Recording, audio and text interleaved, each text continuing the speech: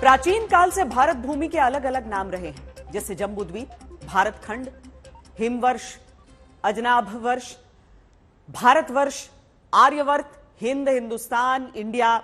एक बार supreme court में याचिका पहुंची कि इंडिया वाला हटा दीजिए, सिर्फ भारत नाम होना चाहिए। देश की सर्वोच्च अदालत ने याचिका खारिज कर दी और याद कराया कि भारतीय संविधान में लिखा है इंडिया दैट इज भारत, यानी इंडिया और भारत दोनों नाम हमारे देश के ही हैं।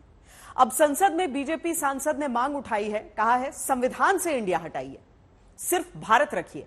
अपनी दलील भी इसलिए दी है, लेकिन सवाल है कि जिस संसद में यह सवाल उठता है वहां न चर्चा होती है, न मणिपुर को लेकर एक राय बनती है। सब अपना अपना इंडिया और अपना अपना भारत लेकर बैठे हैं।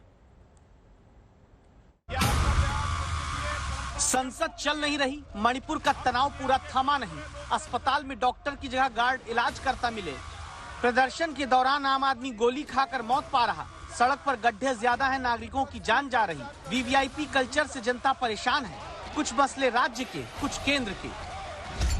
समाधान की जगह सियासत के नए रंग देश की संसद में तब नजर आते हैं। नरेश बंसल बीजेपी के राज्यसभा सांसद हैं, इनकी मांग सुनिए। अंग्रेजों ने देश का नाम भारत से बदलकर इंडिया कर दिया। भारत के स्वतंत्रता सेनानियों की मेहनत और बलिदानों के कारण जब 1947 में देश आजाद हुआ और संविधान में 1950 में लिख दिया इंडिया दैट इज भारत, जबकि हमारे देश का नाम हजारों साल से भारत ही रहा है। भारत को भारत ही बोला जाना चाहिए, इसके बजाय लिखा गया India that is Bharat. Bharatvarsh इस देश का वास्तविक नाम है। देश का अंग्रेजी नाम इंडिया शब्द गुलामी की निशानी है। देश को मूल और प्रमाणिक नाम भारत से ही मान्यता दी जानी चाहिए। अतः आजादी के अमृत काल में अंग्रेजी गुलामी के प्रतीक को हटा इस पुण्य पावन धरा का नाम संविधान के अनुच्छेद 1 में संशोधन कर इंडिया दैट इज हटाकर भारत रखा जाए और भारत माता को दास्ता की इस नाम रूपी बेड़ियों से आजादी दी जाए।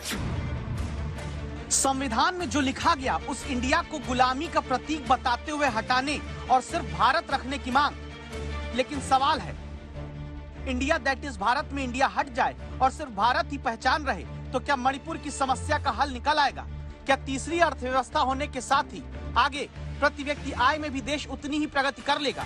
और क्या संसद चलने लग जाएगी?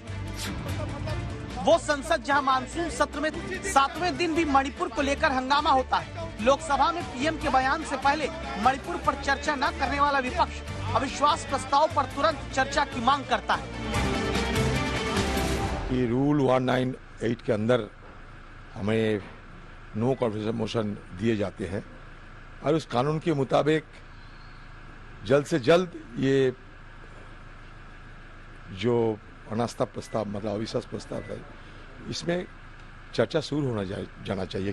वो शांति से चर्चा में भाग नहीं लेते हैं और पारित करने के लिए कोऑपरेट नहीं करते हैं। हम जो भी उनका कंस्ट्रक्टिव सुझाव है हम लेने के लिए तैयार हैं। बीच में all of a sudden no confidence लाए, इसलिए कुछ हमारा सरकारी बिजनेस ही नहीं चलना चाहिए। मिस्टर डेरेक ओब्रेन राज्यसभा में भी तीखी नोकझोंक होती है। इंडिया दैट इज भारत की संसद के दोनों सदन सोमवार तक स्थगित हो जाते हैं। इस हकीकत के बीच कि 17 दिन की बैठक जिस मानसून सत्र में होनी है, वहां 7 दिन के भीतर लोकसभा केवल 5.5 घंटे और राज्यसभा केवल 11.7 घंटे चल पाई। लोकसभा की प्रोडक्टिविटी यानी कामकाज के लिहाज से सफलता सिर्फ 15% रही। राज्यसभा की अब तक सिर्फ 33%। जो प्रश्नकाल जनता के लिए अहम सवाल पूछने का होता है, उस पर अब तक लोकसभा में केवल 48 मिनट का समय खर्च किया है इंडिया दैट इज भारत के चुने हुए सांसदों ने, और राज्यसभा में प्रश्नकाल पर अब तक 90 मिनट खर्च किए गए। सरकार का एक रवैया ऐसा है कि जैसे उन्होंने ठान लिया है कि हंगामे में सब कुछ पास कराओ, वो चाहते ही नहीं।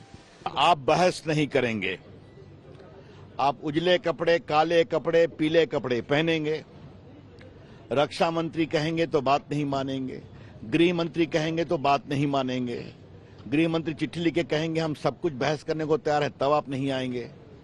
आपने दिया नो कॉन्फिडेंस तो उसको स्वीकार कर लिया। अब हम क्या करें? तो फिर 7 दिन के मानसून सत्र के बाद भारत की सियासत का हासिल क्या है? क्या सिर्फ हंगामा? क्या आगे संसद चलेगी? जवाब यही है कि कुछ कह नहीं सकते। वजह यह है कि सोमवार से नए शक्ति परीक्षण की तैयारी दोनों खेमे कर चुके हैं। सोमवार को सरकार संसद में दिल्ली अध्यादेश से जुड़ा विधेयक लाकर विपक्षी गठबंधन इंडिया के आपसी सामंजस्य का शक्ति परीक्षण करेगी। तो वीकेंड यानी शनिवार इतवार में विपक्षी गठबंधन की 16 पार्टी के 20 सदस्यों का मणिपुर दौरा पूरा हो जाएगा। तो क्या फिर मणिपुर सिर्फ सियासी चिंता के मेन्यू में ही रह जाएगा, जहां शांति लाने के तमाम दावे सरकार करती है और उन दावों पर भरोसा विपक्ष नहीं करता?